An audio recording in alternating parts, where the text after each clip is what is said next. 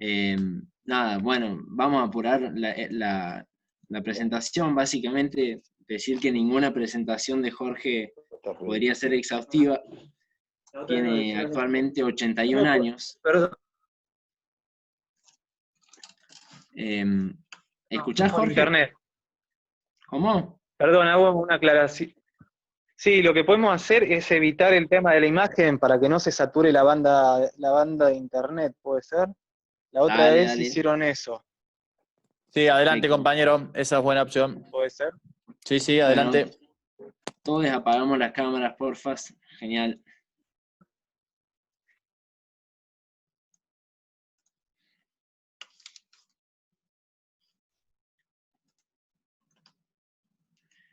Ahí Omar, Mariano, si pueden apagar las cámaras sería un golazo. Genial. Se escucha acá, ¿no? Sí. Sí, sí, se escucha. Perfecto. Grabando, dice arriba, está bien, ¿no? Sí. Hola. Sí, ahí está, ahí está. Sí, perfecto. ¿Quieres que arranquemos? Sí, sí, dale. Decime Genial, vos. bueno. Como decía, ninguna presentación de Jorge podría ser exhaustiva. Tiene 81 años ahora y una historia repleta de acontecimientos muy intensos vinculados a la política.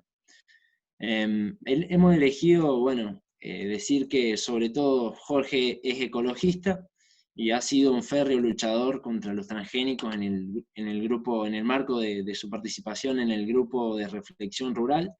Y acá, por leer rápidamente una presentación de la revista Anfibia, es experto en desarrollo sustentable y uno de los fundadores del grupo de reflexión rural que inició en la Argentina la lucha contra los transgénicos. Fue coautor de diversos libros, tales como Transgénicos y Fracaso del modelo agropecuario en 2003. En febrero de 2008 presentó su última obra, editada por Corregidor, El libro de los editoriales se llamó, que es una recopilación de sus editoriales en el programa Horizonte Sur en Radio Nacional AM, leídos en los años 2005 y 2006. Bueno, su charla de hoy se titula La pandemia y la oportunidad de crear un mundo nuevo. Yo le había pedido, bueno, en nombre del grupo, que pudiera hablar sobre todo del modelo de sojización y la mirada que han construido con el grupo de reflexión rural. Pero bueno, Jorge seguro va a terminar tocando muchos puntos. Así que bueno, te escuchamos y la idea es después hacer un intercambio si tenemos tiempo, Jorge. Muchísimas gracias. Adelante. Muy bien. Sí, bueno, tengo varios libros más. El último fue hace poco sobre la agonía del peronismo. Y bueno, varias películas también, siempre sobre este tema del cambio climático y la incomprensión de la Argentina. Pero bueno, yo no los conozco, voy a probar diferentes temas. En todo caso, podemos seguir charlando otro día cuando ustedes quieran. Pero bueno, yo he participado en muchas reuniones de las partes. Yo ahora, haciendo memoria, recuerdo una ya por el 97, debe haber sido en el verano argentino del 97, allá en Montreal, en Canadá, un invierno muy duro. Me acuerdo marchando por las calles, nos congelábamos. Y sobre todo recuerdo otra reunión de las partes en Copenhague, en el 2006. Debe haber sido en el 2006. Nosotros, para mí fue una experiencia inolvidable porque éramos unos 15.000 y marchamos hacia el local de las Naciones Unidas porque Evo y la delegación boliviana iban a tratar de salir al patio exterior e íbamos a hacer una asamblea. Bueno, allí nos paró la policía a 200 metros del lugar de la asamblea, pero fue muy duro. Además, con resistencia pasiva, porque la policía sacó a muchos líderes y al final a toda la gente mayor nos sacaron, éramos unos 150 que nos quedamos aparte y la columna se reorganizó y embistió, todos tomados del brazo, y embistió contra la policía y bueno, aquello fue un aquelarre de nubes de gas pimienta y a la gente la arrastraban por los cabellos, fue terrible, ¿no? Terrible. Bueno, pero fueron experiencias muy fuertes, ¿no? Sobre todo de militancia internacional. En realidad el balance de esos años a veces fue un poco desengañante porque muchas de estas cuestiones quedan en los papeles, ¿no? Y al final hay como una militancia climatista, ¿no? Donde uno ve que mucha gente aprovecha para conseguir pasajes, viajar, conocer el mundo, pero son pocas las experiencias políticas o los avances políticos, ¿no? Siempre hay un desengaño en esto, ¿no? Por eso yo quería enfatizar que le dediqué buena parte de mi vida siguiendo a Sir Albert Howard, el inglés que creó la agricultura orgánica ya por 1926, un tipo extraordinario que descubrió lo avanzado de la agricultura india, en la India, ¿no? Extraordinario, y que es el autor o el promotor del compostaje, ¿no? Sir Albert Howard, están sus libros por allí. Y también seguí mucho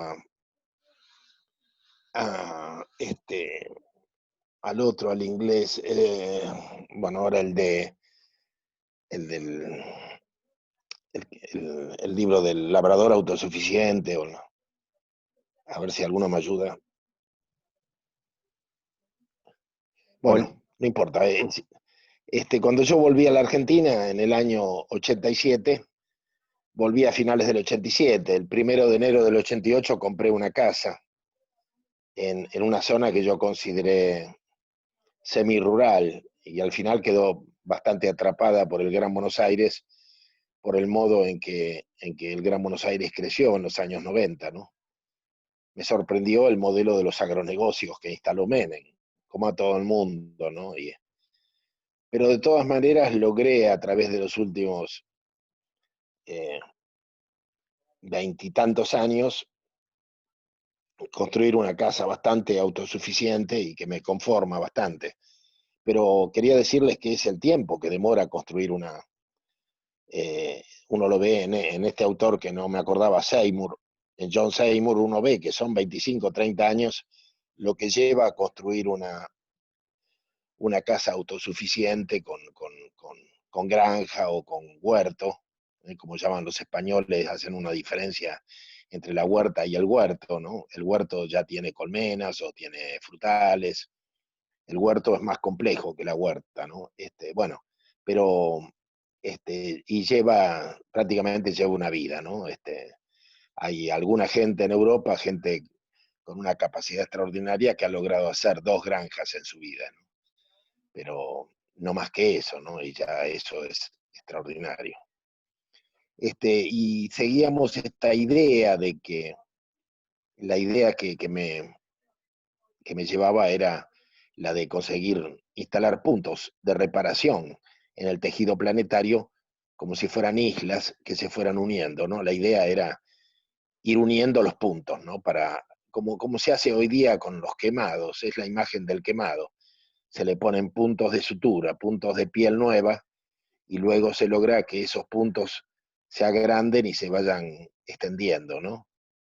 Entonces yo reconozco la validez de la lucha climática, pero también creo que hay que reconocer, instalamos pedacitos de piel nueva sobre el tejido enfermo del planeta. ¿Se me está escuchando? Perfecto. Bueno, son miles los jóvenes que están en esta tarea que yo digo. No todos han podido comprarse una casa vieja, digamos. La casa que yo compré, una casa que se venía abajo, pero en realidad en ese momento yo discutí que quería el terreno y quería la casa, no me servía de nada, pero en realidad era una excusa para que me la vendieran. En realidad yo también quería la casa porque me parecía que la casa tenía más de 100 años y era rescatable y demostró ser rescatable, pero hay muchos compañeros que veo, muchos jóvenes que compran un terreno y se hacen la casa con barro. Cada uno tiene un camino diferente, evidentemente, y todo es válido, ¿no? El asunto es poder ensayar uno de estos proyectos, ¿no? Y llevarlo a cabo. Por supuesto, es un proyecto que requiere familia. No en el antiguo criterio de los campesinos que tenían hijos para cuando ellos envejecieran. Como no había jubilación, el campesino tenía hijos para luego poder depender de sus hijos. Esto no es el caso. Yo creo que estos proyectos requieren familia por el incentivo que son los hijos. Uno necesita alegría, a veces los hijos acompañan en el trabajo, pero siempre es bueno tener la mesa llena de risas y de cánticos y sentir una familia alrededor de uno, ¿no? Eh, son momentos muy, muy importantes, ¿no? Que ojalá muchos puedan experimentar, ¿no? Yo creo que una de las limitaciones de estas experiencias de neorurales, al menos las que nosotros vivimos en aquellos años, tuvieron el límite de un cierto rechazo hacia la política por parte de algunas generaciones, y eso a veces nos limita eh, porque no podemos dominar lo que pasa alrededor. Entonces uno trata de construir un mundo nuevo y tenés desde el municipio un político corrupto, no hace más que meterte fábricas contaminantes o cosas así, y uno no lo puede manejar. Entonces llega un momento que es imprescindible, aparte de dar la lucha ecológica por la agricultura y los animales, cada uno por los animales que uno tenga, además de eso, dar la lucha política para tratar de preservar el espacio. O sea, es muy importante tener espacios de radio donde además poder difundir lo que uno hace, propagandizarlo, ¿no? No hay que menoscabar totalmente la lucha política, no estoy hablando además de la lucha político-partidaria, no estoy hablando de los partidos políticos, yo no tengo nada que ver con ninguno, nunca estuve afiliado. Estoy hablando de hacer política en el sentido más elevado de la ética, este, del pensamiento nacional, del pensamiento social, de un nivel alto de solidaridad, de luchar contra la inequidad, ¿no? En fin, me parece que habría que rescatar algunos elementos de la política en su sentido más noble, más ético, para completar este trabajo tremendo que es el de labrar la tierra, compostarla, cultivarla, tener animales incluso para armar un circuito energético, ¿no? Yo tuve conejos, después sentí que las deyecciones de los conejos eran un alimento de los patos, entonces tuve patos. Siempre traté de armar circuitos energéticos y que no se perdieran, que no hubiera dispersión, ¿no?, de la energía. Tratar de tener mis propios árboles de leña, tener mis aromáticas, ir completando las necesidades. Y todavía cuando hablo aún para la gente urbana, me revela que no se les ocurra en un pequeño jardín o en un balcón tener tener laurel, por ejemplo, ¿no? Por lo importante laurel, tanto para hacer una salsa, para hacer un caldo, o para tisanas, ¿no? Son plantas muy fuertes, entonces yo digo, en vez de tener tantas plantas extranjeras que nos sirven, exóticas que no le conocemos ningún uso, tener orégano, tener tomillo, tener laurel, tener plantas a las que podamos incorporar a nuestra vida, aunque seamos empleados de oficina, aunque tengamos que depender del supermercado, pero tener algunas de estas plantas que nos acompañen. Y ahí, de alguna manera, le estamos dando un toque de calidad a nuestra conciencia, aunque vivamos en la mega urbe, ¿no? Bueno, este es un discurso que nosotros hemos ampliado desde el Grupo de Reflexión Rural a lo largo de los años y que a veces, hoy me enteré que el diario Clarín está sacando un suplemento sobre huertas, y yo siento que este es un momento muy complejo y muy difícil porque siento que que están tomando nuestro discurso para lo que en la Argentina se llama el relato y que en realidad es un simulacro, ¿no? La política en la Argentina se ha convertido en una gran simulación. Entonces hay que tener mucho cuidado, ¿no? Porque hoy día está hablando de la agroecología, habla todo el mundo. Incluso los que sabemos con certeza que hasta hace 5 años eran enemigos antiecológicos totales.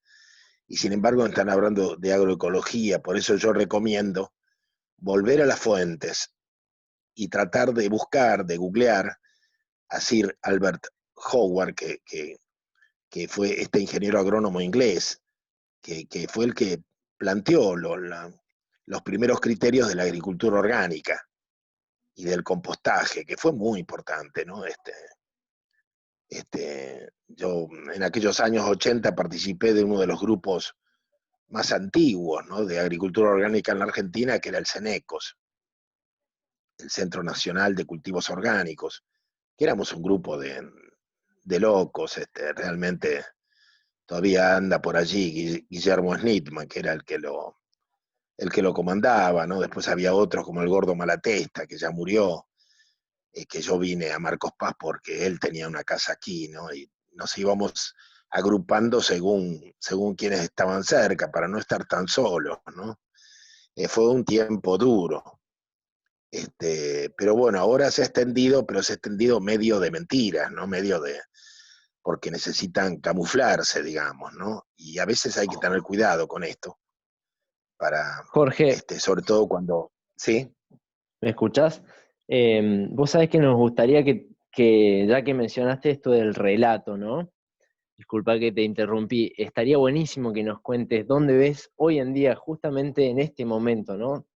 ¿De qué hablan los medios hegemónicos en nombre de la ecología y de la soberanía alimentaria, mientras callan otras cuestiones? ¿Cómo ves Sí. eso? ¿Dónde ves el relato hoy? Bueno, a ver, sí, yo en realidad había prometido historiar la instalación del modelo. Yo llegué en el 87 y bueno, y la verdad que al día siguiente nadie sabía que yo había llegado, pero tampoco, muchos ni siquiera sabían que yo estaba afuera.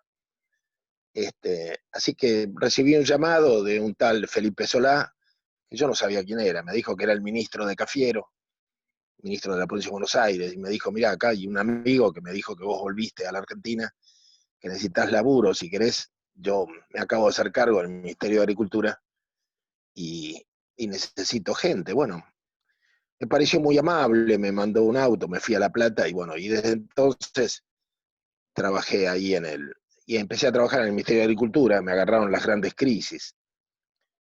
Y yo participaba en las reuniones del gabinete,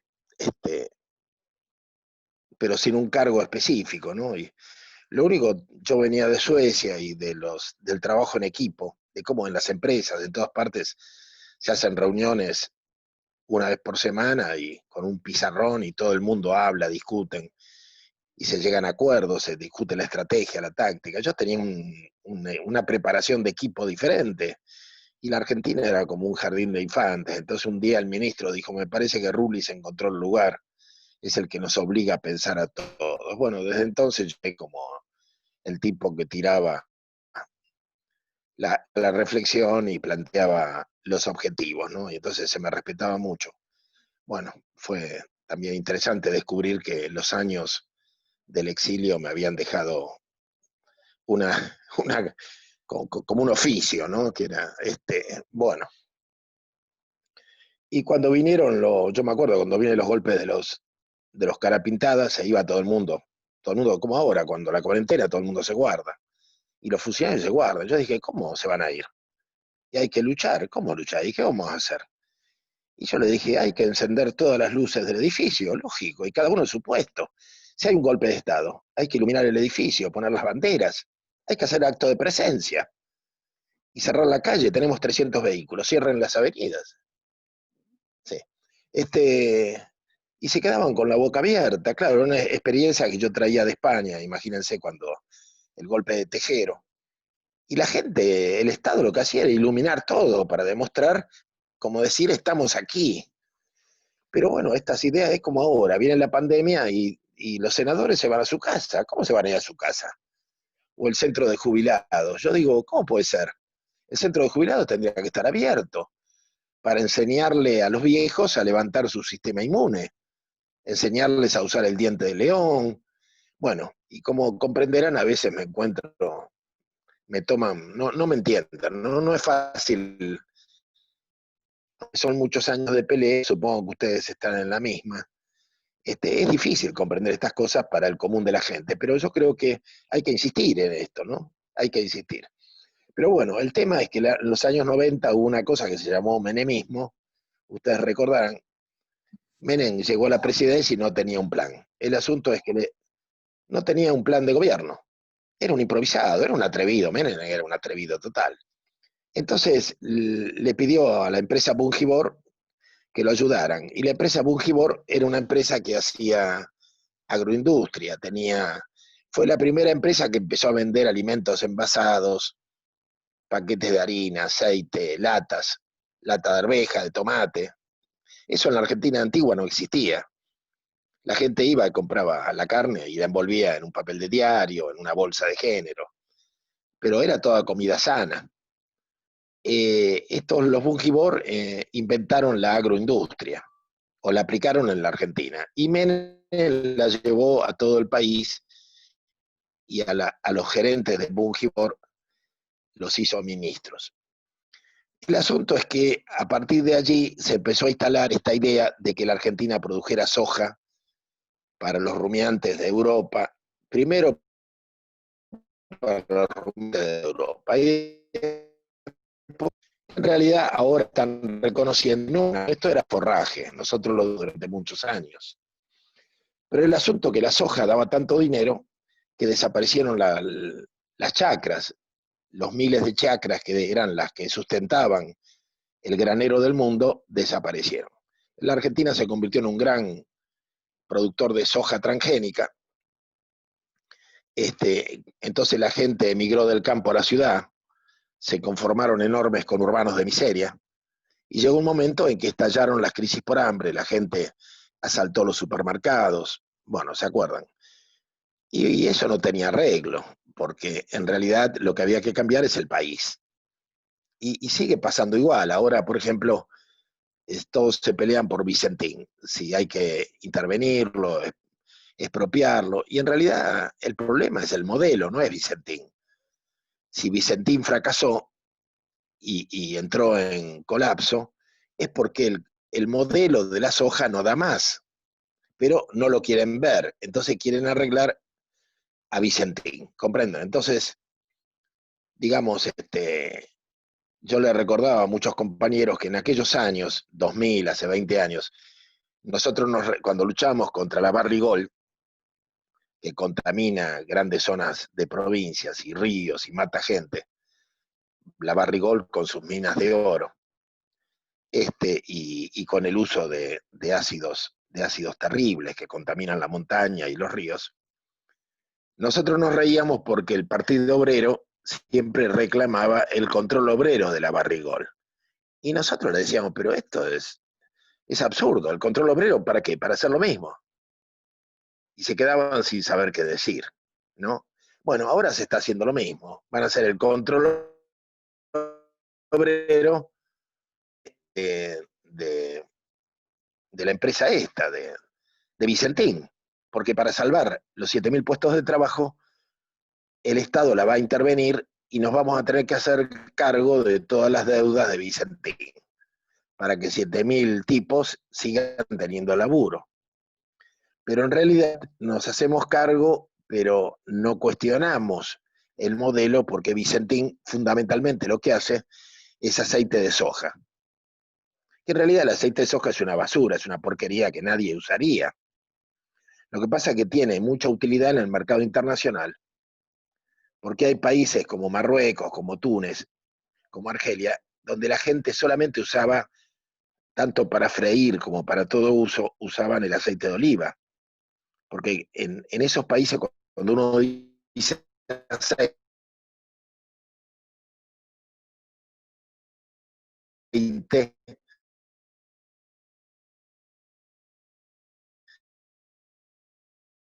la gente piensa, acá le llaman aceite, como los marroquíes lo corten con aceite de soja y lo sigan vendiendo como aceite. Y entonces les va a sobrar aceite de oliva que lo pueden vender 5 veces más cara en Europa como un aceite refinado. Es una picardía que ha jodido al pueblo marroquí, se dan cuenta, porque ahora lo que están comiendo o lo que están usando para freír es una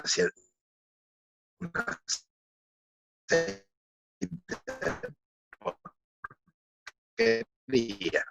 Pero de eso, bien, estamos enormes en el plano internacional para más grandes del mundo. Lo que pasa es que todavía no terminó de pagar la deuda y le agarró la devaluación del peso, el cambio de valor del dólar. El riesgo país de la Argentina se disparó en el año 19 y todos los planes que tenían se le fueron al diablo. Entonces entró en estado de crisis y no pudo pagar a los acreedores y se declaró en estado de, en esta situación de endeudamiento que tiene ahora, bueno, y ahí fue que intervino el actual gobierno, ¿no? Para tirarle un salvavidas y de paso armar una especie de control obrero y a la vez persistir en el modelo, que el modelo, lo que está fracasando es el modelo del soja y de todo eso. El problema es que nadie se atreve a sentarse a debatir qué Argentina queremos. Esto es, las decisiones siempre son a espaldas de la democracia, porque uno vota a un político o a otro. Votamos Boca o River, pero después resulta que te cambian el modelo rural o te cambian el minero el modelo extractivo, y esas cosas no se han votado en las elecciones. Lamentablemente, es una democracia fraudulenta, es una democracia engañosa, es una democracia en la cual elegimos entre la Coca y la Pepsi, ¿no? O sea, en definitiva, estas son ideas de la política. Por supuesto, yo con estas ideas no puedo armar un partido político, ¿se entienden? Son ideas insubordinadas, son ideas que pueden ser insurgentes, son ideas, conceptos y opiniones revolucionarias porque van contra lo políticamente correcto, ¿no? ¿Se entiende? Esto es decir, son ideas que cuestionan, no lo superficial, cuestionan la encarnadura de la osamenta misma del modelo, que es lo que hay que hacer, porque si no nos quedamos discutiendo si hay que cambiarle el collar al perro. Y yo lo que quisiera es dejar de ser perro, dejar dejar que la gente que la gente deje de ser perro, no que nos cambie el collar, ¿no? Que nos traten como seres humanos. ¿Se entiende de qué estoy hablando? Estoy expresando un pensamiento revolucionario y yo creo que el ecologismo tendría que manejar estos conceptos. Lo que se implantó en la época de Menem con la soja es un concepto muy negativo, que es el de la agricultura industrial. Más que los monocultivos, es cierto que son monocultivos, pero también es agricultura industrial. Y la agricultura no tendría que ser industrial. La agricultura hay que ponerle límites, los límites de una familia, de una pequeña empresa, ¿no? Cuando se va de las manos, cuando se transforma en dimensiones tan grandes que requieren un pool de siembra, o sea, otra gente que ponga la maquinaria, otra gente que compre el agrotóxico, otra gente que ponga el capital, y ya nadie se hace responsable. Entonces los niños mueren en las escuelas cercanas y en los pueblos, y nadie pierde el sueño, porque todos sienten que es responsabilidad de otros. Y ahí empezamos a perder una dimensión humana de las sociedades. Bueno, esto es lo que nos ha pasado.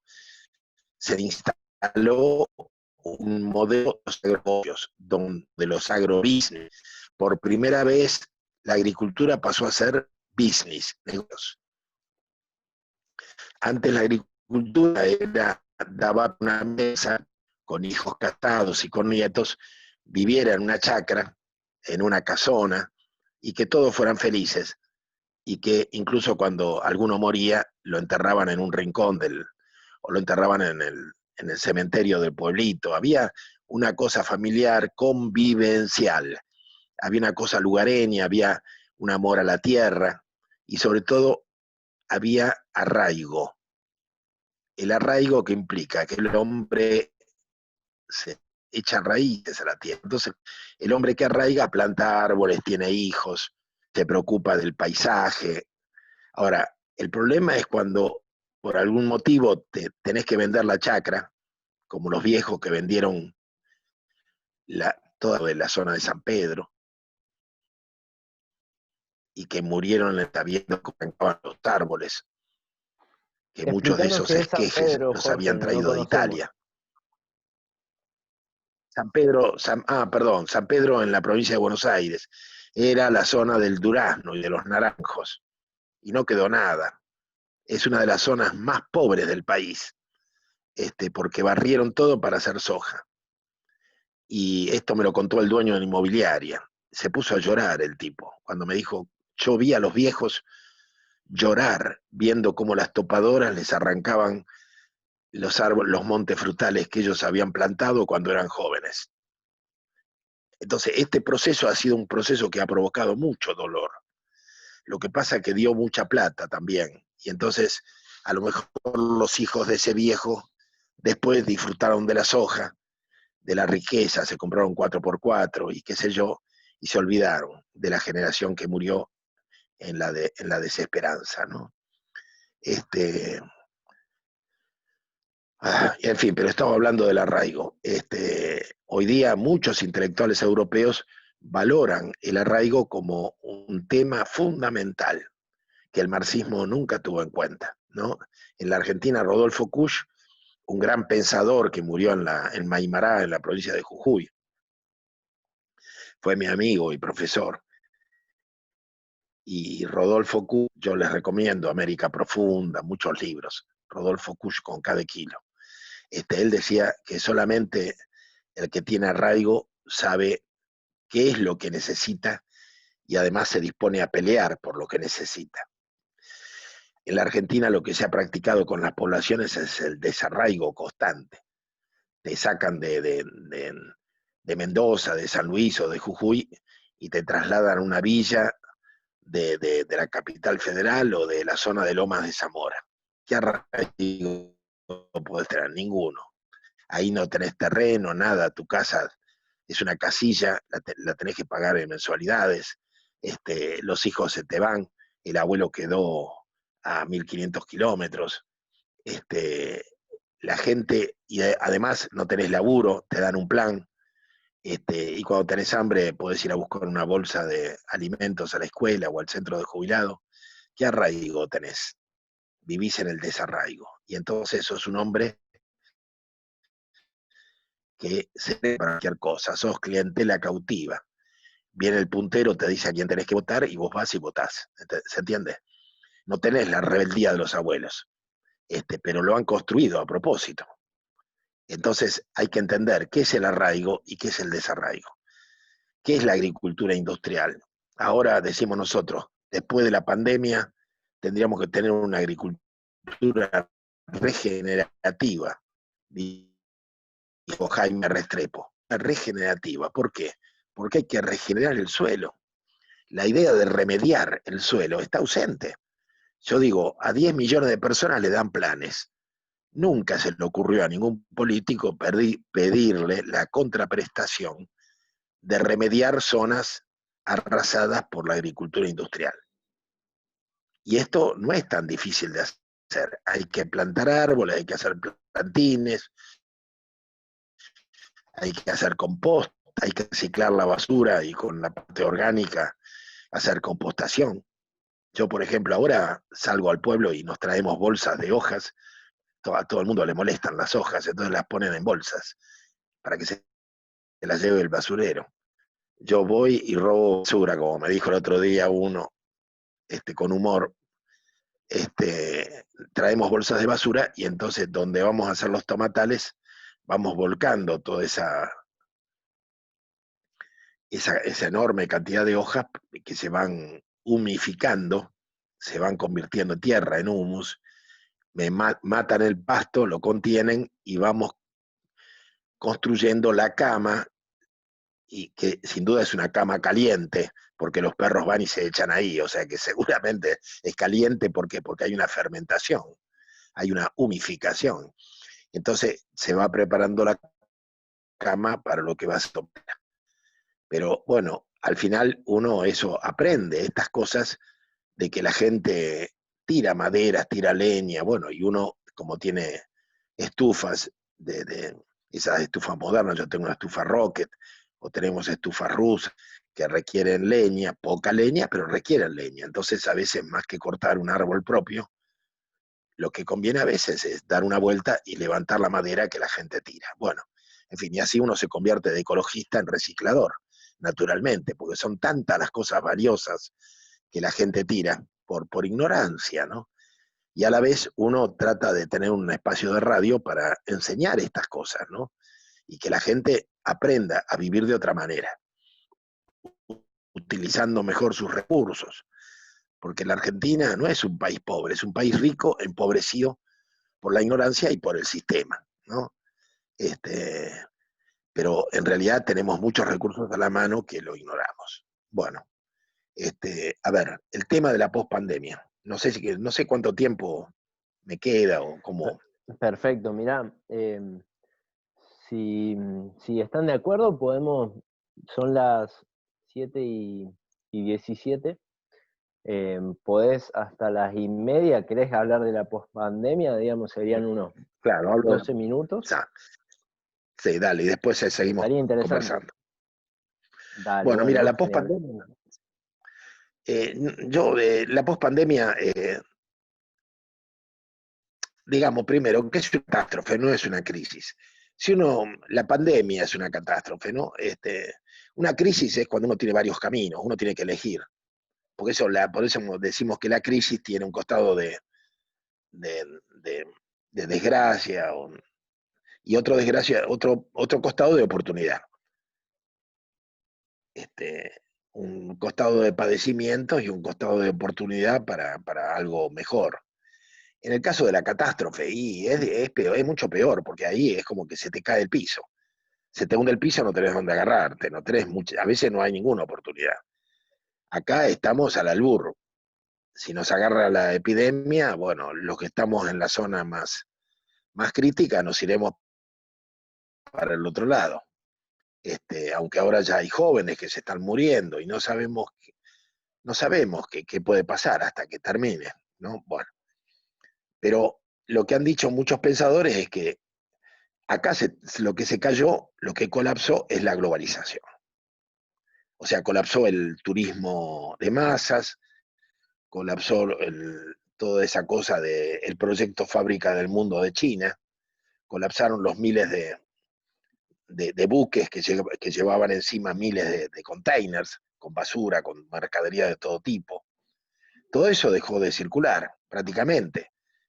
Los viajes aéreos prácticamente se cayeron, casi no hay aviones, los aeropuertos vacíos, la gente encerrada en sus casas, la fauna volvió a recuperar muchas zonas, entonces circulan fotos con pingüinos en el jardín, osos en el jardín, bueno, acá apareció un ciervo, el Marcos Paz, bueno, qué sé yo, bueno, volvieron los pájaros, se limpió el cielo, los chinos se enteraron de que había estrellas, no sabían que había. El cielo siempre estaba encapotado por la contaminación. Bueno, entonces hay un cambio. Y entonces termina la globalización. Este filósofo que se llama Alexander Dugin, que es uno de los que asesoraría a Putin, dijo que lo que viene en la pospandemia es la posglobalización. También hay otro filósofo, Bruno Latour, todos estos, bueno, hay mucha gente valiosa que dijo lo mismo, y que incluso arriesgó la posibilidad de que estuviera terminando la modernidad.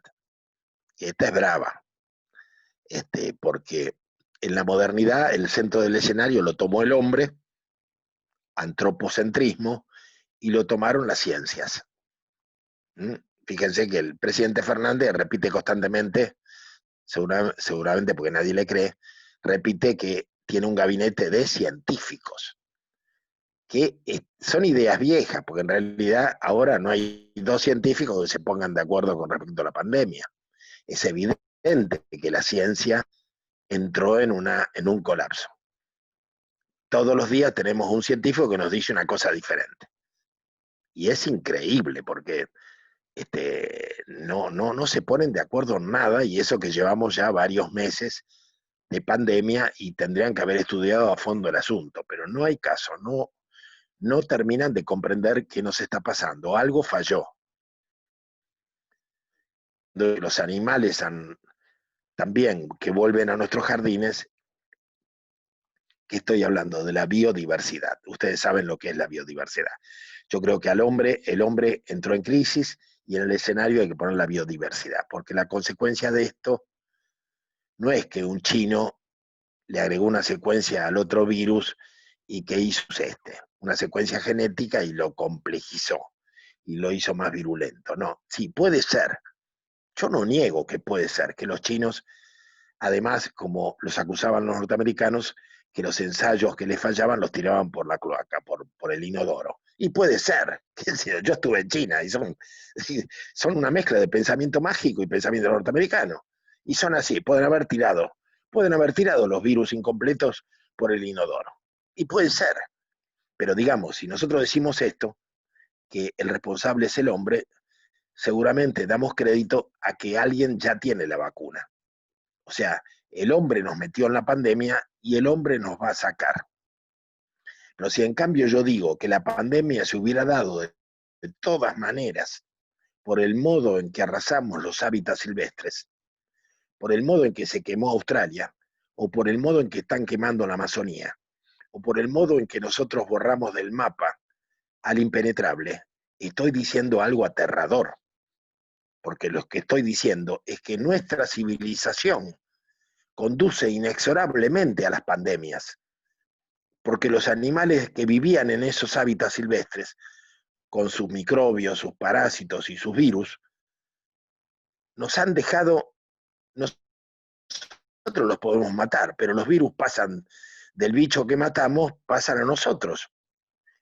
¿Se entiende? Entonces, y los mosquitos pasan a nosotros, entonces ahora tenemos dengue, tenemos todo tipo de enfermedades, porque esas enfermedades vivían en el bosque y ahora viven en la ciudad, por culpa nuestra.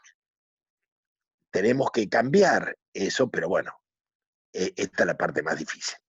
Es mucho más fácil echarle la culpa a los chinos y imaginar que los franceses van a hacer la vacuna y el hombre sigue en el centro del escenario, pero nos estamos engañando.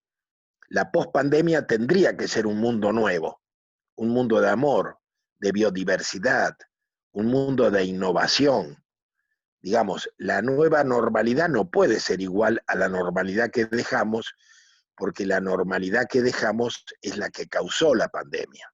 Nuestro modo de vida causó la pandemia. Entonces, cuando yo leo que en Alemania hay un boom de compra de bicicletas, digo, está cambiando la cosa. Cuando yo veo que a la empresa le da dinero para pagar los salarios y qué sé yo, para que banquen la crisis, la catástrofe esta, y les dice, pero el dinero se lo damos con una condición, que no usen insumos chinos. Yo digo, algo está cambiando. Cuando yo veo que en Londres o en París se están estableciendo nuevas zonas peatonales para que la gente pueda caminar o andar en bicicleta, digo, algo está cambiando. Cuando leo que muchísimos italianos se van de Roma a las aldeas, y digo, algo está cambiando. ¿Se comprende? Y es más, ayer estaba escuchando que Italia es el primer país, el presidente de Italia, que no es el primer ministro, el presidente, le ha encargado a un comité de expertos que le planifiquen la Italia de la pospandemia. Y ya dice que tienen un plan bastante interesante de cambios en la parte económica y en la vida social y en las políticas ecológicas, en todo, en la demografía, en todo. Ahora, se dan cuenta que aquí en la Argentina parece que todos están convencidos de que tenemos que volver a lo mismo, exactamente como era antes de la pandemia. Es una estupidez, porque la pandemia nos ha cambiado. Pero bueno, no quieren darse por aludidos. Los más audaces dicen, tenemos que dejar de hacer soja para hacer cerdos. Porque ahora los chinos, como los chinos tuvieron una plaga que se llama la peste porcina africana, que es terrible, tuvieron que matar casi toda su piara de cerdo, mataron, no sé, como 60 millones de cerdos mataron. Pero ahora están descubriendo que parece que la peste africana quedó en los chiqueros o en los frigoríficos. Entonces, hacen un nuevo criadero de cerdos y se les contagia. ¿Comprende? Quedó como el terreno quedó. Van a tener que dejar pasar mucho tiempo, a lo mejor se habla de 4 años, para que mueran las cepas esas, las cepas o el virus o no sé cómo. Jorge, últimos Entonces, 4 minutos, ¿te parece? sí, entonces nos están proponiendo que nosotros tengamos 50 millones de cerdos, una cosa de locos. O sea, la Argentina va a ser el chiquero de China. O sea, seguimos igual. Entonces hay que levantar la voz, y yo creo desde los sectores más jóvenes, de que queremos otro país, queremos un país con un proyecto nacional, con un rostro propio. No queremos un rostro chino o un rostro inglés, queremos un rostro propio. Hay que ser patriotas, hay que renovar el patriotismo, el amor por la patria, teniendo un modelo propio, un modelo convivencial, donde podamos hablar todos como amigos, como convivientes, como vecinos, ¿se entiende? Yo sé que muchos jóvenes se van para el lado del progresismo, como ahora, pero es una pérdida de tiempo. Yo lamento, una calle que termina cortada, no van a llegar a ninguna parte por el progresismo. Esta cosa antes era una pelea entre clases, ahora es una pelea entre géneros, no es un buen camino. El camino es armemos familias, hagamos arraigo, tengamos hijos, labremos la tierra, afirmémonos, levantemos la voz en la radio, donde sea. Cuando llega un político a nuestro pueblo, demandémosle, pero a viva voz, no tengamos miedo, ¿se entiende? Me parece que ese es el camino. Por eso yo empecé hablando del climatismo, como esta forma, esta militancia de vivir de reunión en reunión de las Naciones Unidas. Y de pronto dije, bueno, hay que meter la mano en la tierra, construir, hacer gallinero, conejera, levantar leña de las calles. Bueno, es un camino, ¿no? Lo mismo, mi hija tiene una granja en Oberá. Ella habló ante el Pleno de las Naciones Unidas en Copenhague y fue extraordinario, le dieron 5 minutos. Y ella habló a nombre del grupo de reflexión rural sobre el modelo de la soja, en contra del modelo de la soja y a favor de las prácticas ecológicas en el mundo. Y ahora está haciendo plantines todo el día y pariendo hijos y educando a sus hijos en la lucha por la tierra. Es una lucha de todos, de hombres y mujeres, es muy, pero somos muchos, no somos un puñado como éramos antes. Ahora somos miles en todo el país, neorurales, ecologistas, insurgentes, zapatistas. Eh, Encontrémonos, aprendamos a dialogar, a respetarnos y dar esta pelea para salvar el planeta y en primer lugar, porque con la excusa de salvar el planeta nos olvidamos del país. Lo primero que hay que hacer es cambiar el entorno. Lo primero que tenemos que tener tenemos nuestro pueblo, nuestra provincia, nuestro país.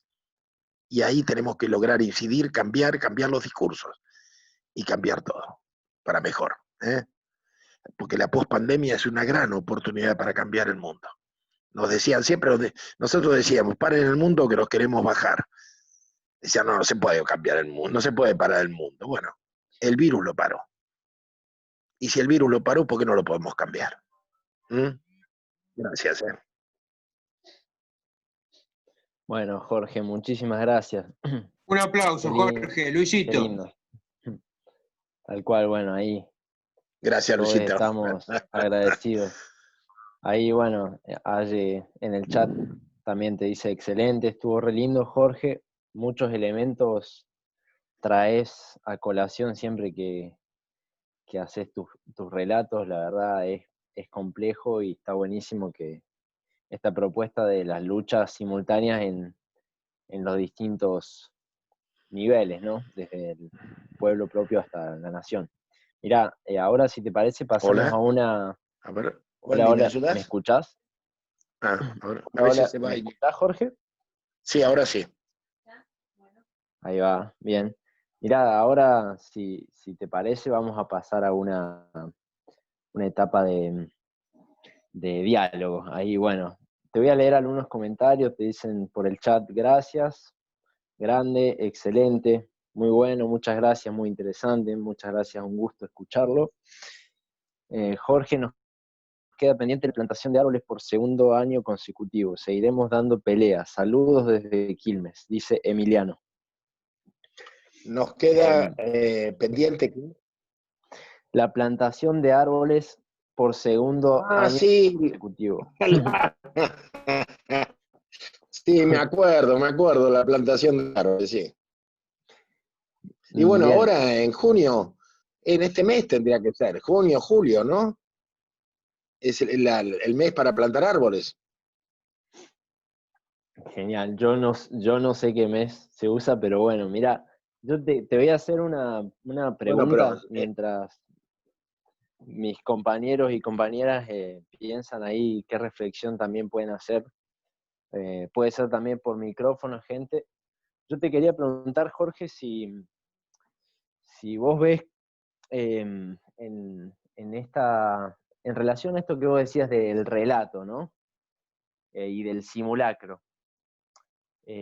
Ahora se habla de Vicentín, de la intervención de Vicentín y de que esto propende a la soberanía alimentaria de la Argentina, ¿no? Hablar de eso y callar a la vez la relevancia que tienen estos acuerdos que se están haciendo con China para abastecerlo de chanchos. Eso no tiene que ver con el relato porque nadie habla del tema del abastecimiento con ganado porcino. Y si uno se pone a pensar, sí, bueno, totalmente. Pensaba, quizás estamos, bueno, usted lo había relatado por sus páginas, ¿no? Pero este momento puede ser análogo al momento en que se instaló la soja, en su momento, y bueno, fue un momento de decisiones que diseñó el panorama socioambiental y sanitario de la Argentina de los siguientes 25 años prácticamente. ¿Estamos en un momento así? Estamos en un momento bisagra, claro. Y entonces la dirigencia política insiste en el modelo de la soja, porque no se arriesga ni a poner cerdos, ¿viste? Porque son conservadores, entonces no se animan a dar el salto. O sea, el salto lo propone Diego Aguilar, el ex embajador en China, lo propone Gustavo Grobocopatel y lo propone Fernando Vilela, que era decano de la principal facultad de agronomía, pero la clase política es medio conservadora, le cuesta arriesgar, a menos que los chinos se lo digan directamente. Cuando los chinos le digan, no queremos más soja, queremos cerdos, ahí se van a convencer.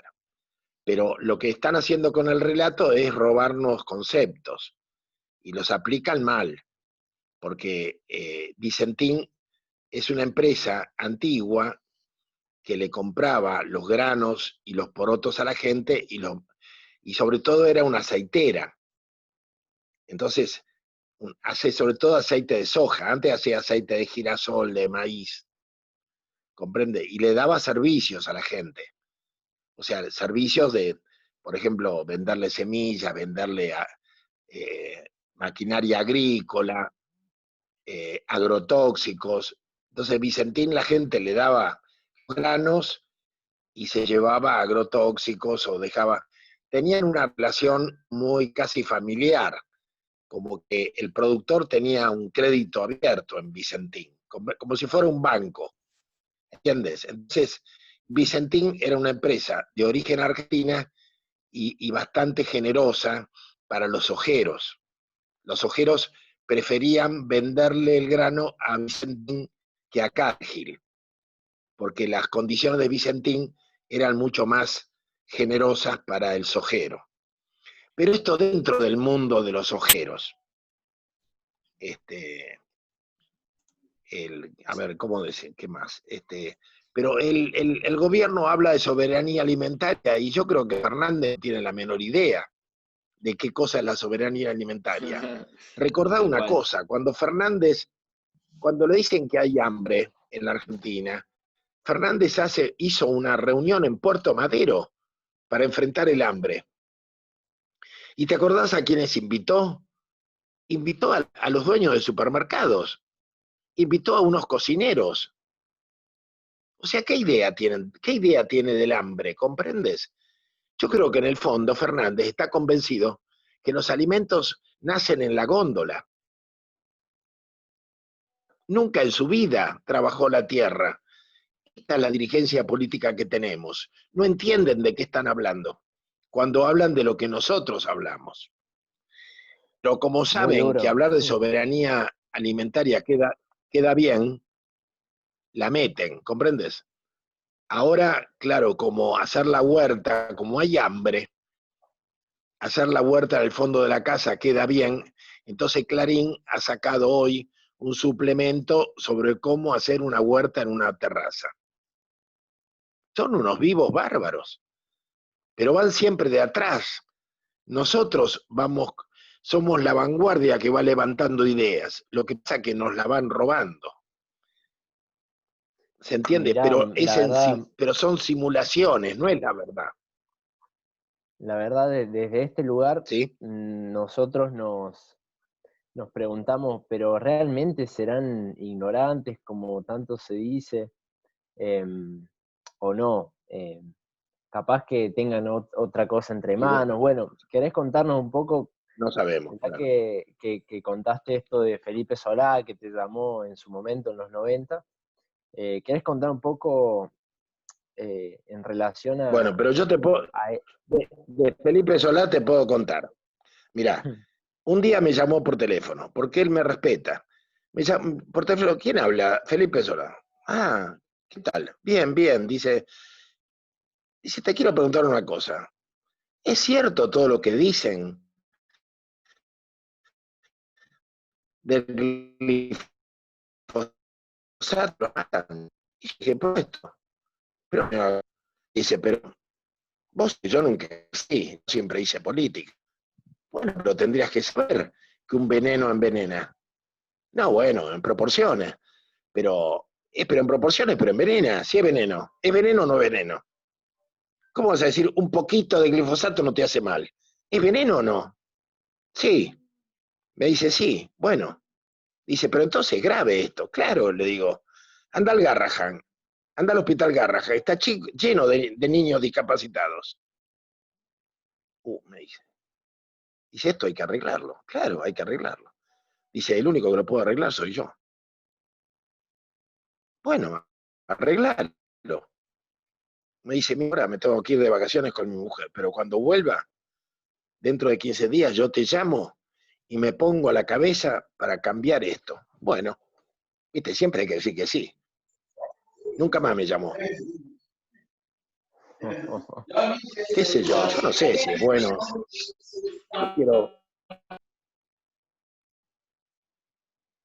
Yo no, qué sé yo no soy quien para condenar a nadie. Siempre quiero creer que tenga un lado bueno. Yo sigo esperando que me llame. No me va a llamar, viste, pero qué sé yo, viste, como él dijo una vez en una revista que lo que más le resultaba era hacerse el boludo, ¿te acordás? En política, que en política lo mejor era hacerse el boludo, bueno, pero llega un momento en que no sabés si son malos o son ignorantes, y no sé, lo que pasa es que hay que convencerse que tenemos una dirigencia que son todos iguales, ¿viste? Yo me acuerdo cuando asumió Mauricio Macri, yo anticipé que Lino Barañao podía quedar porque no tiene banderías políticas, es parte del modelo. Y Mauricio lo dejó como ministro. Tal cual. Y Lino Barañao dijo, no, yo le voy a pedir permiso a Cristina. Y le pidió permiso a Cristina públicamente, y Cristina le dijo, sí, por supuesto, quédate, porque vos sos parte de una política de Estado, claro. O sea, los políticos cambian, pero la política de lo que se llama política de Estado permanece. Ahora, a mí los partidos me importan un pito, lo que me importa es la política de Estado. Que la Argentina tenga como política de Estado la soja. Eso es lo que quiero cambiar. Que la Argentina tenga por política de Estado el urbanocentrismo. Claro. No es que yo esté en contra de vivir en la ciudad. Lo que no quiero es esa mentalidad que desprecia lo rural. ¿Se entiende? Claro, claro, claro. Mira, Jorge, ahí Sí. Agus dice, trabajé unos meses en la granja de tu hija Javiera el año pasado y venimos trabajando hace unos años con la agricultura sintrópica y agrofloresta. Agroforestal, sí. ¿Qué tiene que suceder para que estos conceptos se incluyan dentro de la agroecología y aportar la sucesión ecológica como parte fundamental? Y bueno, qué sé yo, viste, un colapso como este tendría que provocar cambios, yo creo, pero no sé si tendríamos que aprovechar estas catástrofes para meter nuestro discurso, de todas maneras. Y además tendríamos que proponer cambiar la educación en la Argentina. Cambiar la educación. Hay una compañera que trabaja en economía, que se llama Iris Speroni, que es extraordinaria, y que propone que en la nueva educación argentina incluso se enseñen técnicas de supervivencia. Lo cual, claro, ahora se entiende. Claro, los chicos tendrían que saber sobrevivir, porque no sabemos qué nos espera. Cómo hay gente que tiene hambre y no es capaz de comer el diente de león. Eso es una técnica de supervivencia mínima. Está el diente de león por todas partes. Y los abuelos se hacían café con la raíz rayada del diente de león. ¿Cómo puede ser que se haya olvidado? Y hay naviza por todas partes. ¿Cómo puede ser que la gente no sepa comerla? ¿No? Bueno, y que le llame yuyo al diente de león. Es una barbaridad, pero bueno, si vos no sabés hacerte un caldo con un hueso, que a lo mejor te lo regala el carnicero, y con diente de león y alguna papa, o te vas a un baldío y te conseguís un zapallo, y haces un caldo. Pero así se alimentaron nuestros antepasados. Se la rebuscaban. Y hoy día todo eso se ha perdido, ¿no? La gente se acostumbró al plan, al salario por hijo, y a que te den la comida en la boca. Y esta idea progresista de que hay que dar de comer, esta idea es una idea nefasta, que la comparten muchos gobiernos progresistas. No hay que dar de comer, se le da de comer a los niños y a los gerontes. Al resto hay que dejarlo que coma, que es muy diferente. Entonces no hay que dar de comer, hay que dejar que coman.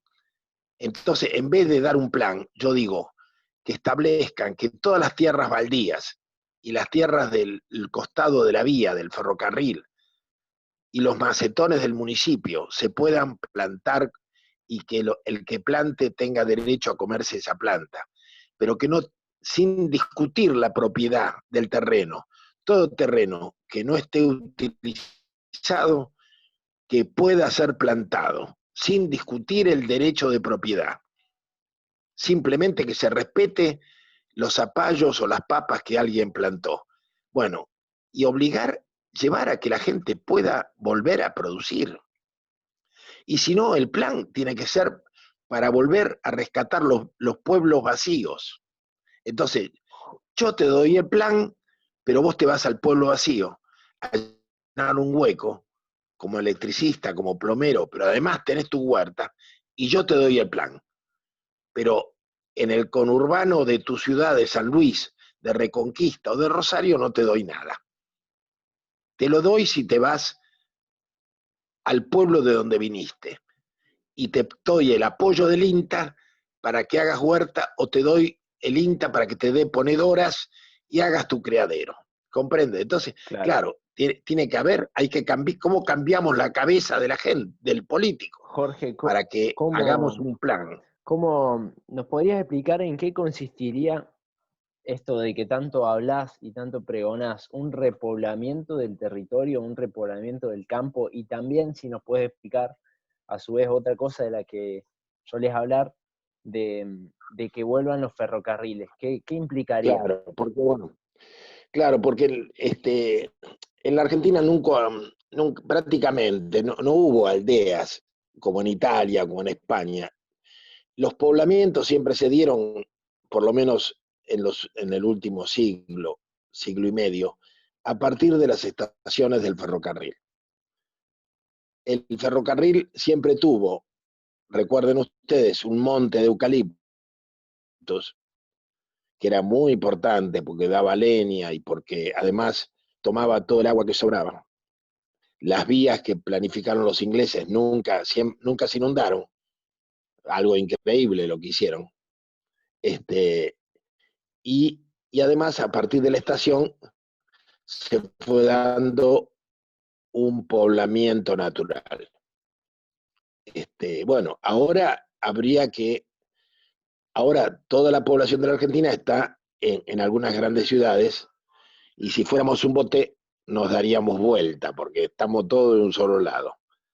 Entonces, y el país quedó vacío.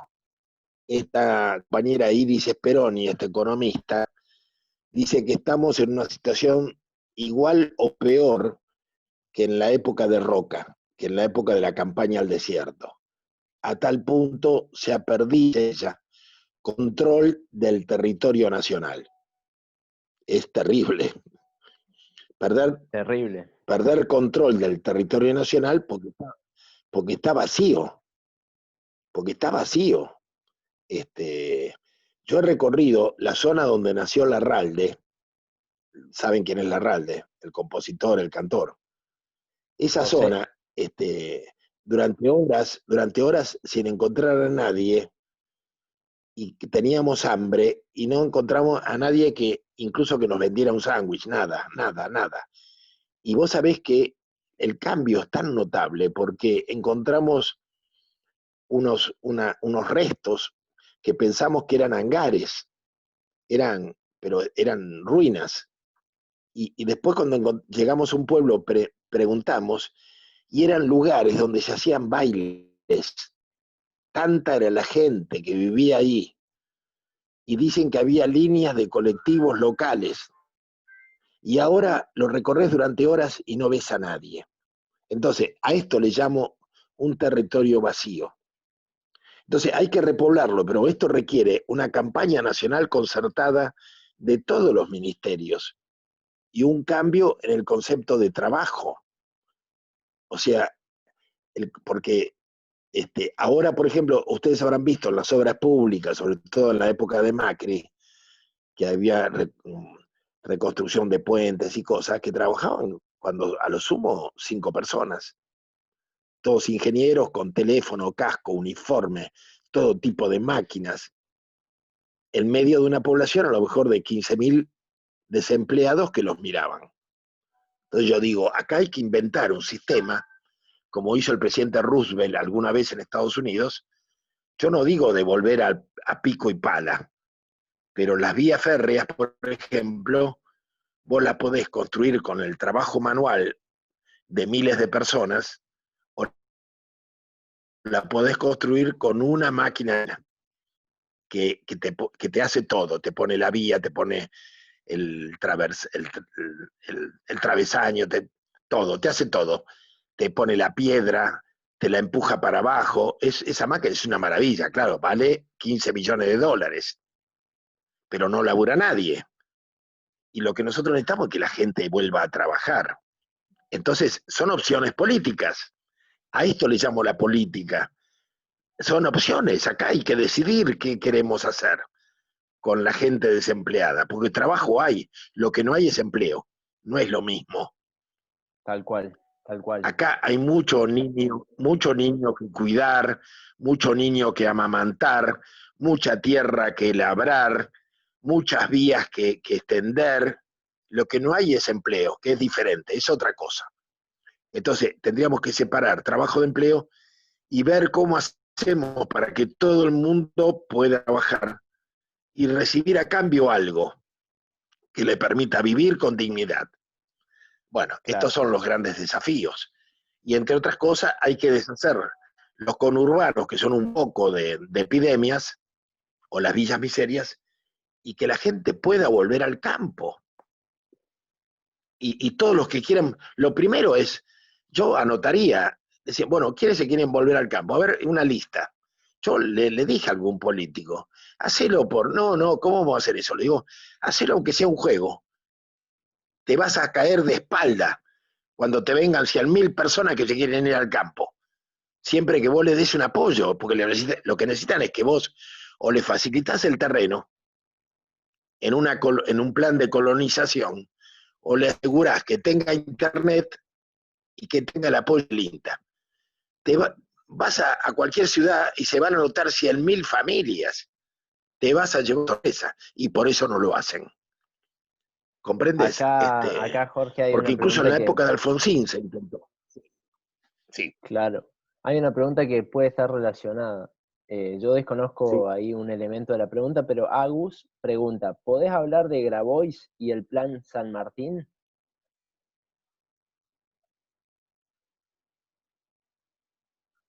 No sé si Agus querés hacer ¿De Grabois y qué? el Grabois y el Plan San Martín.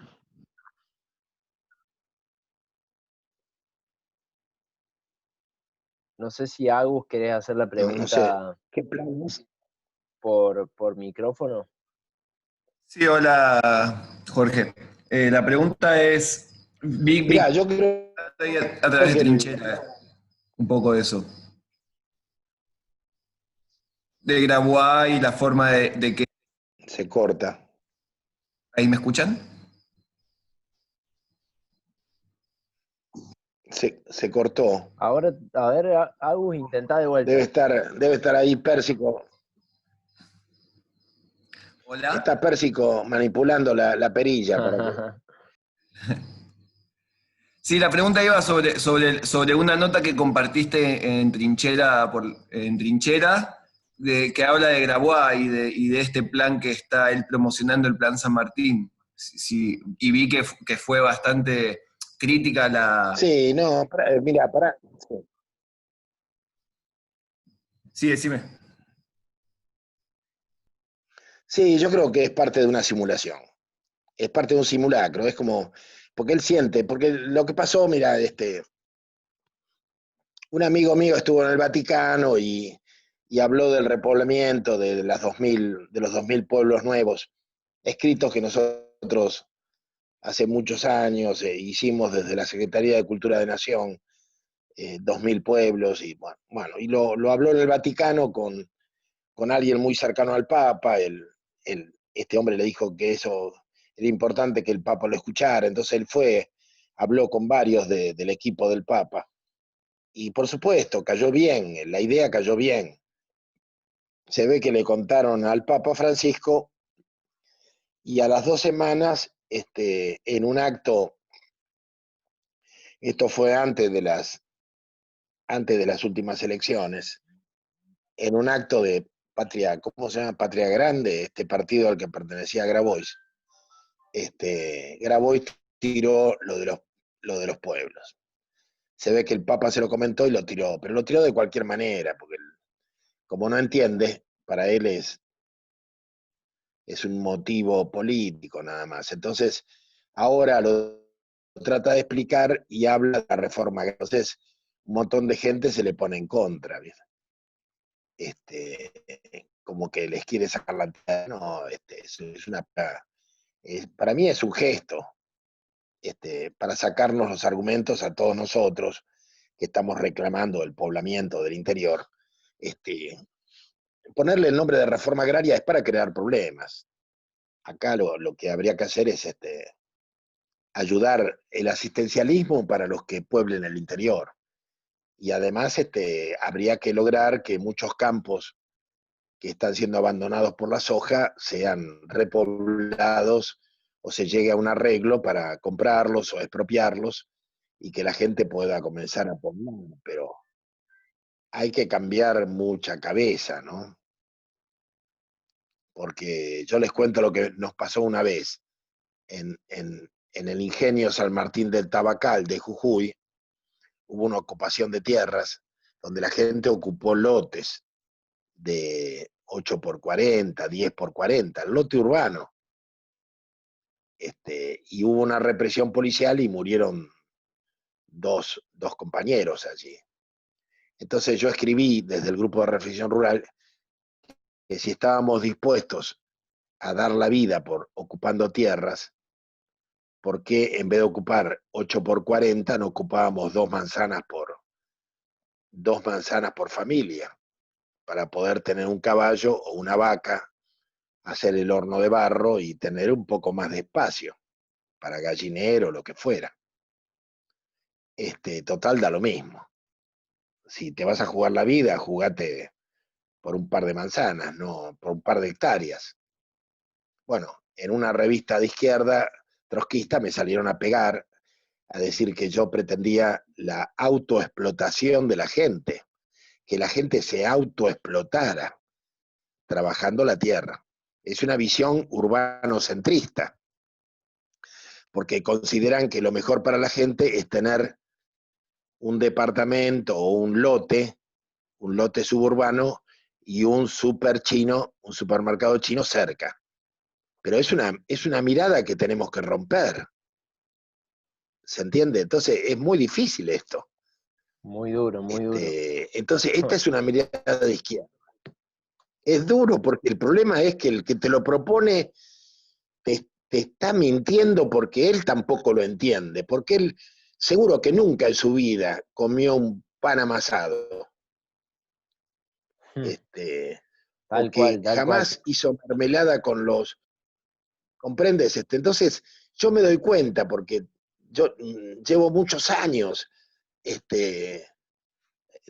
recogiendo milenias, haciendo encurtidos. Lo que costó, yo el primer pato que tuvimos que matar con mi mujer, yo le sacaba las plumas con una tenaza, porque no sabía.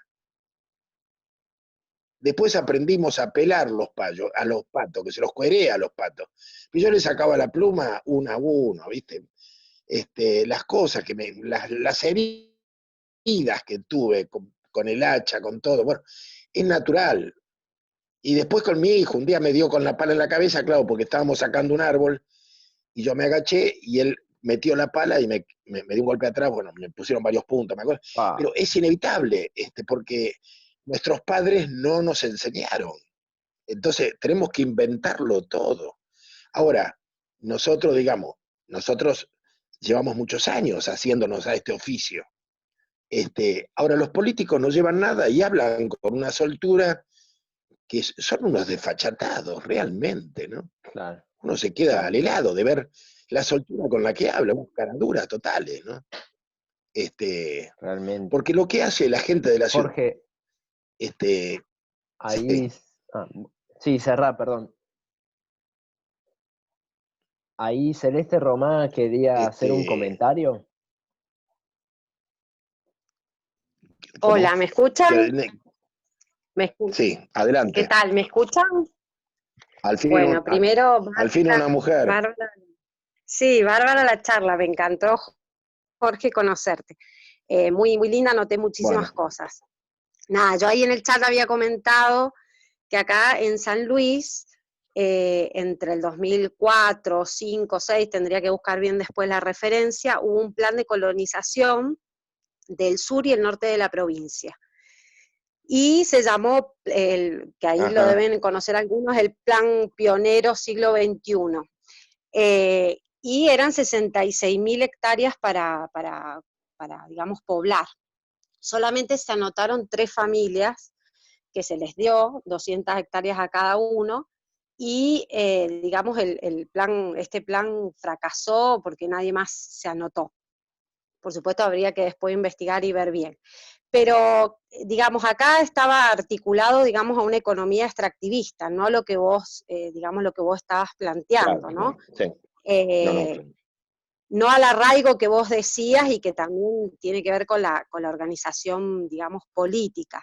Entonces sí hubo digamos, un plan de colonización desde arriba hacia abajo, pero bueno, de alguna manera era engancharse o articularse a esa economía extractivista, donde acá claramente el paisaje no es un paisaje donde no hay nada, sino que está todo alambrado, ¿no? Soja, algodón, vacas, Ah, pero es acá difícil. claro, es un paisaje, o sea, es articularse de alguna manera la economía agroextractiva, digamos, donde está orientada a la provincia, ¿no? Que es distinto a lo que Claro. vos decías del arraigo y de la configuración de una agricultura familiar. Claro, hay mucho debate que dar primero, claro, claro. Si no te quedás en los... Claro, está el modelo agroextensivo, agroexportador, y en los huecos te consuelan con 200 Exacto, hectáreas y quedás exacto, encerrado. exacto, Además, yo exacto. creo, Eso es lo que pasó acá. ap- aprovecho que vos hablás para decir que también es muy importante tener en cuenta y escuchar a la mujer, porque la mujer es fundamental en esto. La mujer y los niños. Hay necesidades, porque el hombre a lo mejor puede plantear el tema de la labranza, de las herramientas. La mujer está planteando otras cuestiones que son muy Ujú, importantes para... Yo creo que si no tenemos en cuenta a la mujer, no se puede repoblar. El hombre tiende a la escala, a resolver problemas técnicos, pero la que se va a arraigar al final con niños y tiene el problema concreto de cómo los lleva a la escuela, dónde ponemos la escuela, y es la mujer. Y la mujer tiene necesidad, no más necesidad, tiene a lo mejor más inclinación que el hombre a la relación comunitaria.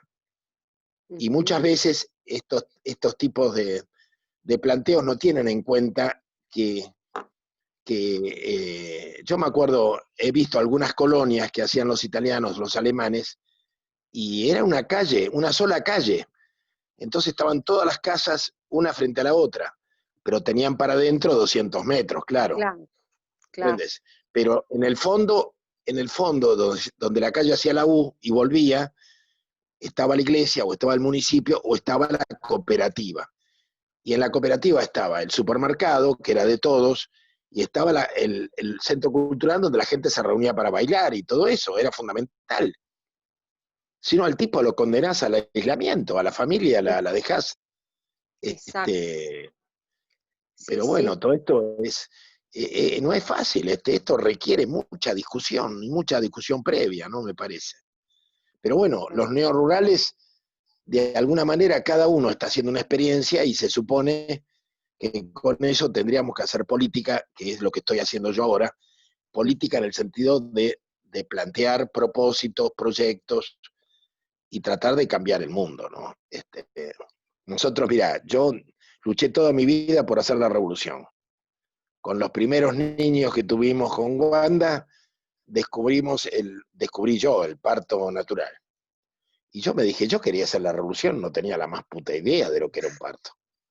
Hasta que hicimos el parto materno-paterno, e incluso entramos hicimos talleres de parto materno-paterno, que ahora alguna gente no aconseja, pero bueno, no importa, pero lo hicimos. Y el último lo tuvimos en casa, que ahora ya tiene 21 años, está trabajando en las huertas vecinales aquí en la zona. Pero es un esfuerzo, quizá cambiar la Argentina lleve más de una generación, porque yo cuando hablo con algún dirigente político me doy cuenta el atraso que tienen, ¿no? Ujú. Tienen un atraso de 50 años con respecto a algunas cuestiones, ¿no? es muy duro, muy duro. Es dura la aventura en la que estamos, ¿no? Pero bueno, por lo menos le estamos encontrando un costado de felicidad, que me parece que las generaciones que lucharon antes por la revolución no tenían, ¿comprende? Todo era prisión, tortura, muerte de compañeros. Esta lucha, en cambio, es una lucha que da felicidad en el camino. No es la felicidad no está prometida a algún día que lleguemos.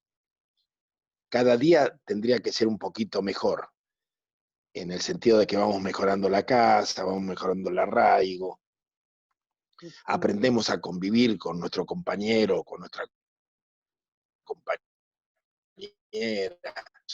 son mejores. Bueno, es un camino, no hay un final, digamos. El final es el camino. Esta es la diferencia notable que el ecologismo nos ha enseñado, ¿no? Jorge, Y que otras generaciones, la generación del Che y otros, no conocieron, ¿viste? Porque era puro sacrificarse, ¿no? Y para peor, no, sin llegar a nada. Jorge, ¿conoces a Carlos Bueno, Briganti? me han hablado mucho de él, del trabajo que está haciendo en las, Está en las con una terrazas de huerta las en casas, de su... las viviendas, ¿no? Claro, tal cual. Sí, bueno, ellos acaban Sí.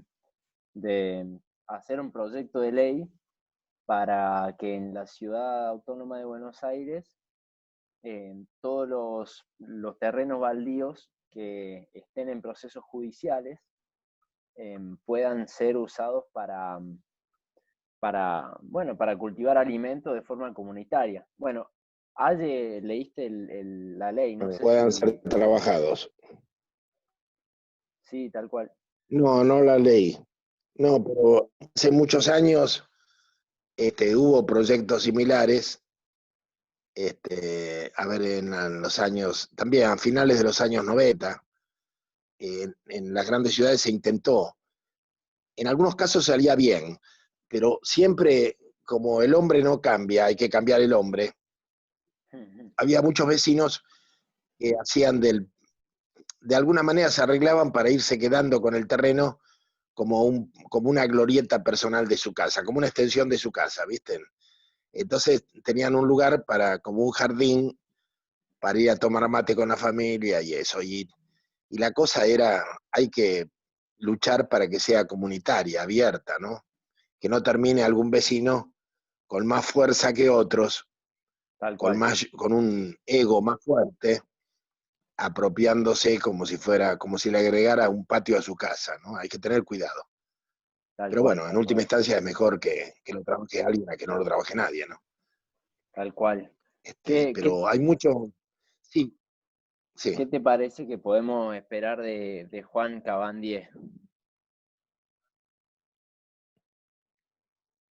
Mira, no lo sé, siempre pensé mal de él hasta que fue a Gualeguaychú y parece que se fascinó de todo lo que hicimos en Gualeguaychú. Y bueno, y después tuvo un discurso muy interesante ante el Senado. A mí me dejó bastante preocupado porque digo, a veces la vida de un hombre depende de a quién se haya encontrado en su camino, ¿no? Y parece que él quedó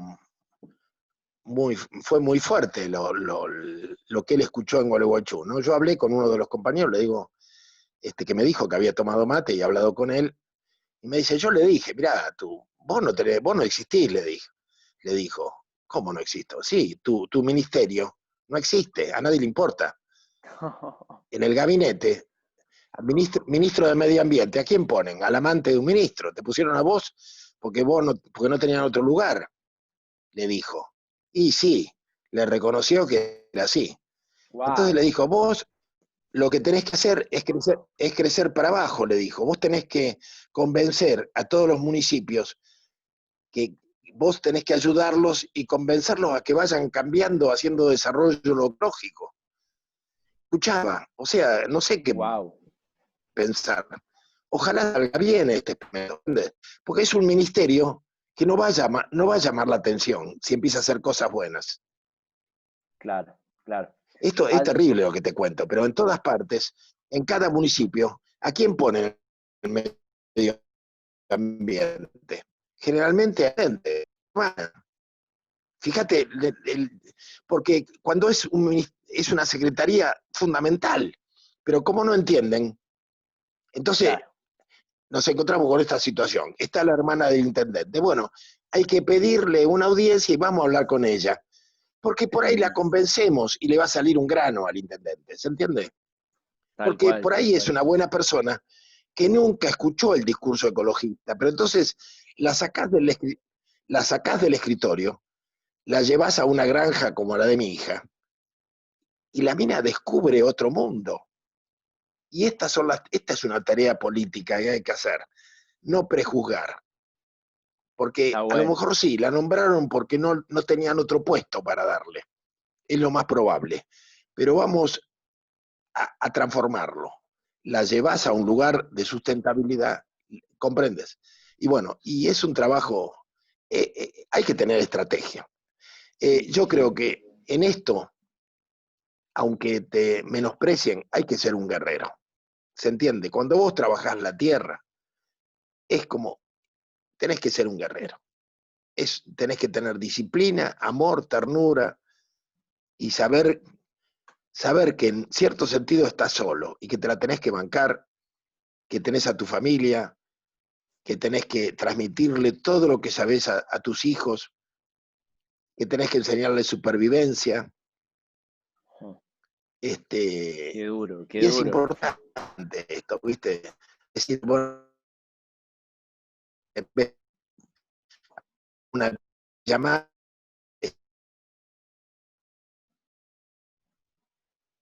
¿Me escuchás, Jorge? Con las estrellas y contar cuentos y. Sí. Hola, hola. A mí creo que se me cortaba Sí. el audio. ¿Vos me escuchás? Te diría de ir terminando porque estoy un poco cansado. Bueno, ahí, ¿me escuchás, Jorge? Hola, hola. Hola, hola. Sí, te decía de terminar. Sí. No. A ver, Te decía Jorge, de terminar. Sí, perdón, Estoy un ¿me poco estás cansado. escuchando?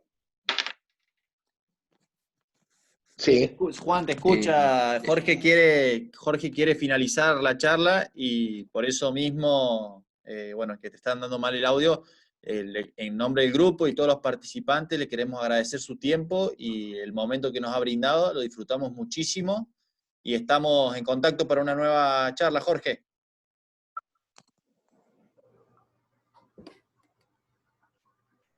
Hola, hola, hola. No, me parece que se cortó. No sé, igual creo que me escuchó. Sí, sí.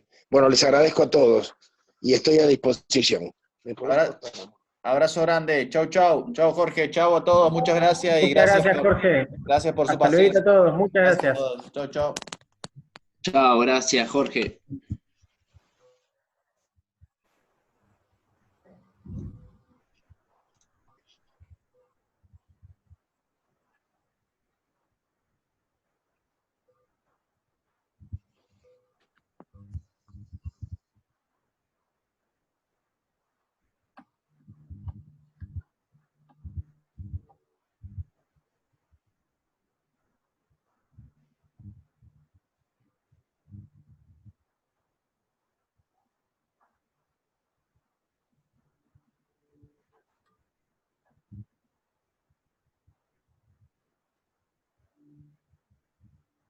¿Me escuchás?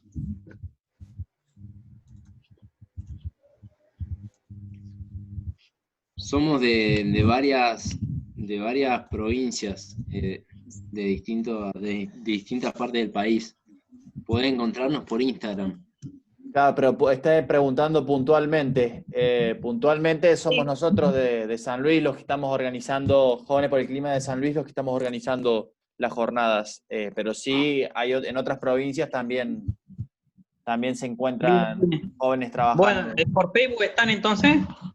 Por Instagram, sobre todo, José. José, ¿cómo andás? Nos estuvimos viendo en otras charlas.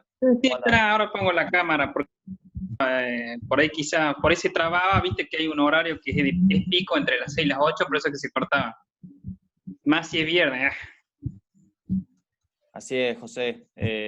Pero bueno, esa es está muy bueno, digamos, o sea, todo lo que él dice, yo coincido 100%, porque yo inclusive, por ejemplo, de Luis Peroni, creo que es una de las pocas economistas que realmente piensa parecido a mí, digamos, o sea, eso que yo abandoné la universidad pública cuando estaba en ciencia económica, y todo lo que dice está bien, o sea, tiene muy buena propuesta. Yo a veces, si quieren, les paso, no sé si tienen ustedes, yo tengo ahí algunos recortes, porque en realidad habría que armar otro modelo de país distinto, porque en realidad ahora se viene una revolución mundial que recién comienza este año, ya se empezó a ver hace unos meses, pero ya te vas a dar cuenta cuando pase de acá un par de meses, un año y algo, ya me va a dar la razón. Tal cual, estamos en un porque momento. Aparte es una revolución espiritual, tecnológica, científica, pero primero va a tener que una especie de años muy duros, entonces la gente va a tener, al tener un choque muy grande